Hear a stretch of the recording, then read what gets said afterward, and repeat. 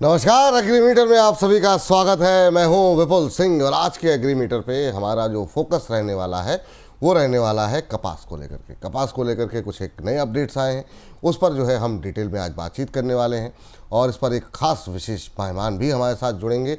इस पर बातचीत करने के लिए हमारे साथ पैराडाइम कमोडिटी एडवाइजर्स के सीईओ वीरेंद्र वकील जी जुड़ रहे हैं। वीरेंद्र सर, बहुत बहुत स्वागत आपका आज की इस विशेष चर्चा का हिस्सा बनने के लिए। वीरेंद्र सर, पहला सवाल आपसे ये जानना चाहेंगे कि अगर हम फसल वर्ष 2024-25 की बात करें तो मई तक कपास के इंपोर्ट में हमने काफ़ी ज़्यादा जो है तेज़ी देखने को मिली है और ये 6 साल की ऊंचाई पर पहुंचता हुआ दिखाई दिया है। कपास इंपोर्ट्स में जो इंपोर्ट में लगातार तेज़ी देखने को मिल रही है, आप इसकी बड़ी वजह क्या मान रहे हैं? और दूसरा, किस सेक्टर से इसकी डिमांड ज़्यादा देखने को मिल रही है?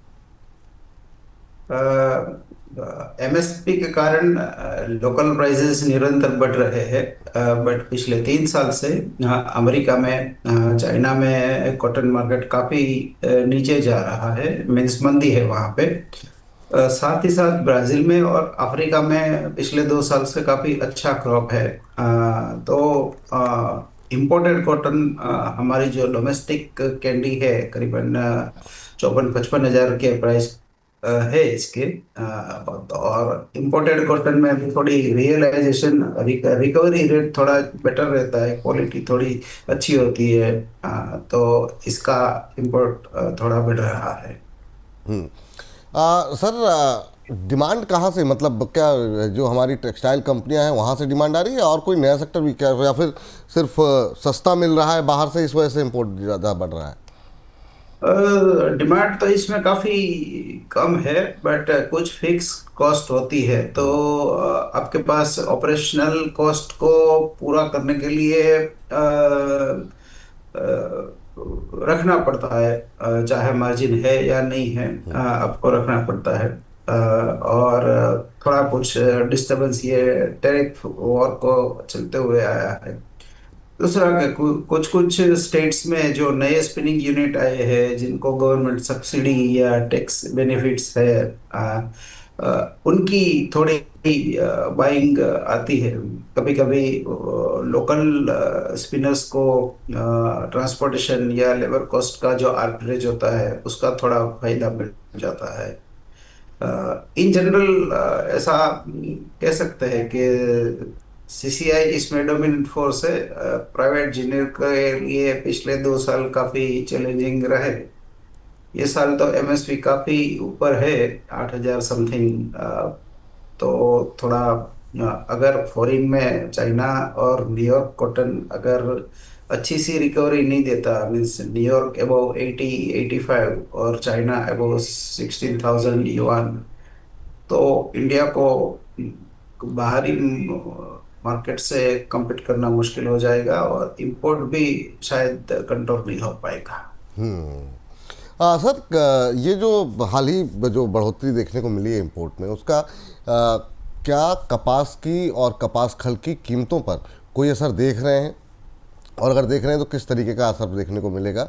और शॉर्ट टर्म में प्राइस आउटलुक आप कॉटन को लेकर क्या देख रहे हैं, और कॉटन ऑयल सीड को भी? जी, कॉटन केक में पर्टिकुलर थोड़ी सीजनल रिकवरी है, क्योंकि ये साल ज्यादातर जिनिंग सीसीआई का शेयर मेजर रहा। सीसीआई की नॉर्मली ऐसी फंक्शनैलिटी होती है कि वो लोग गांठ को, यानी कैंडी को as a market support operation hold करते हैं, but back to back ginning के बाद जो कॉटन सीड यानी बिनोला निकलता है, वो बैक टू बैक छोड़ देते हैं। तो पूरी सीजन थोड़ा बिनोला का मार्केट वेल सप्लाइड था। बट ऑफ सीजन जिसको कहते हैं, स्पेशली अगस्त सितंबर अक्टूबर, उसमें थोड़ी इसकी शॉर्टेज होती है, हर साल होती है। बट ये साल particular inventory level historical benchmark से काफी नीचे रहे हैं। नॉर्मली एक जमाने में जो स्टॉक लेवल होता था बिनोला का, पर्टिकुलर राजस्थान, गुजरात, तेलंगाना, महाराष्ट्र में, वो हिस्टोरिकल नॉर्म से करीबन 40-45% नीचे होगा मेरे अंदाज से। ठीक सर। साथ ही आज जानना चाहेंगे कि अगर हम लास्ट ईयर से कंपैरिजन करें तो खेती जो है वो पिछले साल के मुकाबले थोड़ी पिछड़ती हुई दिखाई दे रही है। खेती को लेकर के और प्रोडक्शन को लेकर के आपकी क्या एक्सपेक्टेशन है आगे चल करके?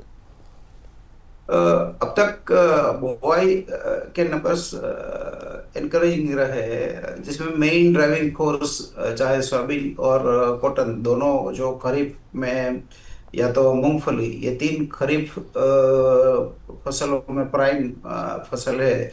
और तीनों को एमएसपी का सपोर्ट, अट्रैक्शन और मौसम की भी अनुकूलता होने के कारण डिसेंट बूस्ट मिला है।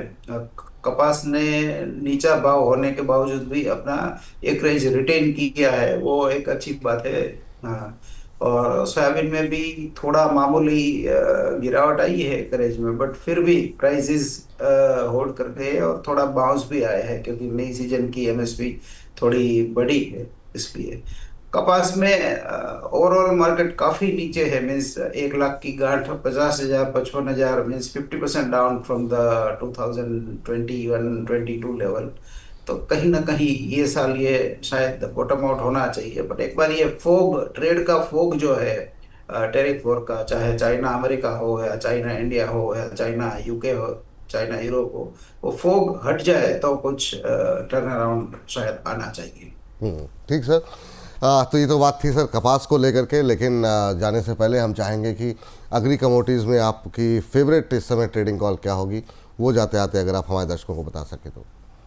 वैसे सभी चीज़ों में वॉल्यूम बेहद कमज़ोर है, बट टीएमसी में अभी भी कुछ ठीक ठाक वॉल्यूम है, तो रिलेटिवली बेटर चॉइस है इसमें। तो इसमें मैं हल्का सा शॉर्ट साइड प्रेफर करूंगा। यहाँ 13,400 के आसपास अक्टूबर कॉन्ट्रैक्ट हम सेल कर सकते हैं, 13,800 का स्टॉप लॉस होना चाहिए, और डाउन साइड ऑब्जेक्टिव हम 12,800 का रख सकते हैं। ठीक। पोजिशनल कॉल है, 4-5 दिन का है। 4-5 दिन के लिए, ठीक है सर। दूसरी कॉल क्या है सर? यहाँ नया कॉन्ट्रैक्ट जो है ओकुड का, उसमें बाय एंड डिप्स प्रेफर करूंगा। हालांकि इसमें वॉल्यूम कम है, बट अगर मिल जाता है तो थोड़ा ट्रेड इसमें लॉन्ग साइड का इनिशिएट किया जा सकता है, क्योंकि ये डिस्काउंटेड प्राइस में अवेलेबल है। यहाँ 2850 बाइंग लेवल है, 3,000 टारगेट लेवल है, और स्टॉप लॉस 2760 है, 2760। इसका टाइम होराइजन थोड़ा लंबा है, क्योंकि ये नई फसल का कॉन्ट्रैक्ट है, तो इसको हम 2-3 वीक, 2-4 वीक के हिसाब से इस होराइजन से देखेंगे। हल्दी के लिए 4-5 दिन और इसको 2-4 वीक, ये बोला सर आपने? 2-4 वीक कोकुड़ के लिए, 2-4 वीक। हाँ, और के लिए चलिए, बहुत बहुत शुक्रिया सर, बहुत बहुत धन्यवाद। कोई डिस्क्लोजर आपकी तरफ से? मेरा कोई एक्सपोजर नहीं है, ये जो भी कमोडिटी हमने डिस्कस की उसमें कोई डिस्पोजर, कोई भी एक्सपोजर नहीं है मेरा। बहुत बहुत शुक्रिया सर, बहुत बहुत धन्यवाद आज की इस चर्चा में जुड़ने के लिए, अपना महत्वपूर्ण समय देने के लिए। आगे भी ऐसे ही समय देते रहिए। Thank you sir. तो हमारी इस खास पेशकश में कोई इतना ही। आप लगातार बने रहिए, बोनस के साथ बने रहिए, और अपनी टिप्पणियाँ, अपने सुझाव लगातार हमें भेजते रहिए कमेंट बॉक्स में। फिलहाल के लिए मुझे इजाज़त दीजिए। नमस्कार।